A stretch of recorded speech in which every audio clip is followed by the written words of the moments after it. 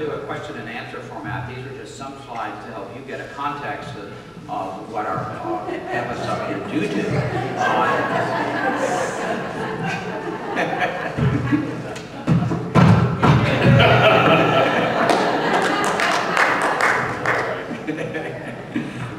We should have had you come in costume instead of just those shirts with the Ringling Bros on. Andrea, tell us about growing up, how you learned, what you did, your schooling. Well, I'm a sixth-generation circus performer. I've traveled the world. It's great because you get to meet different people, different cultures. I mean, when you're with the circus, you get to travel. Like, you get to travel to the big towns and really go into the small towns, so you really get to see the city. I've been to Europe, Asia, everywhere. Talk about growing up. You're in fact, your schooling is here in Baltimore through the Calvert School. The Calvert School, as many of you know, has a correspondence school also, and most circus people over the years have taken the Calvert Correspondence School, and that's what is currently taught on the Ringling Show. And in fact, they're taking a tour, the kids, to the Calvert School, and the Calvert School on Friday then goes to the circus. Tell us about the school on Ringling. Well, on Ringling, we have tutors who travel with us when I was younger, and, well, still now, but we did, what was it, Calvert? Calvert, which is based in Baltimore. And, yeah, you just order it from here, and then the teachers just go on and teach you from those studies. And then when you're in town, you just go to, like I did, I went to a public school or a Catholic school. And then once you start moving again, you go back to the next grade from the Calvert School in Baltimore.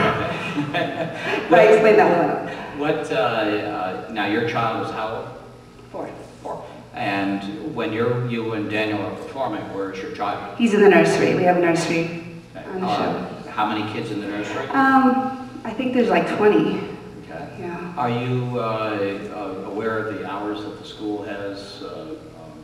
How often the children are in school? I'm not too sure about the school because he's not in school yet. So. Okay. When you were growing up, what were some of the first tricks that you learned? How soon were you up on a trapeze, ballet, all of those things? Well, what happens, I think, when you grow up in the circus, you learn different acts. I mean. Like I did tumbling, I did a low wire act, I did trapeze, and I think it's good that you learn different things because then you can really see what you're good at, what you like. And I did the low wire for a couple years, and then my mom performed the hair hang act, and I asked her if she would teach me, and she says, "Yeah, at the right time, if you want to do it, I'll teach you," and that's what happened. Do you remember the first time you went up with your hair tied? Yes. It was. I think it was in Japan, actually. I was practicing there, and you know, the first time I got tied up, what you do is you start gradually just hang little by little until you can. Actually, with the hair hang act, a lot of the tricks you can do on the floor, and then once you can hang a little bit longer, you start to practice the tricks while you're hanging by your hair. It takes time. Would you say customizing is the? Yeah. How long is that before you? I think. It takes years, and performing, the more you perform, the more you practice, you get better and better and better. It just takes time. Does it hurt? It's more pressure, and it's very important to have your hair very even. That's very important. And then you find your ways of adjusting, and then when you perform, you're not even thinking that you're hanging by your hair, you're just performing. Really. What about the concerns?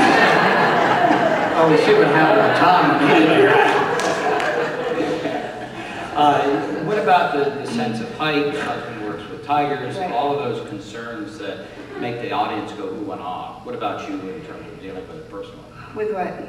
The fear of the height you work at, your husband's in a cage. Well, like for my husband, I know that he knows what he's doing. And of course there's risks in everything you do, walking down the street. But we love what we do. And that's, that's like the first thing from your head when you're performing is getting hurt or falling.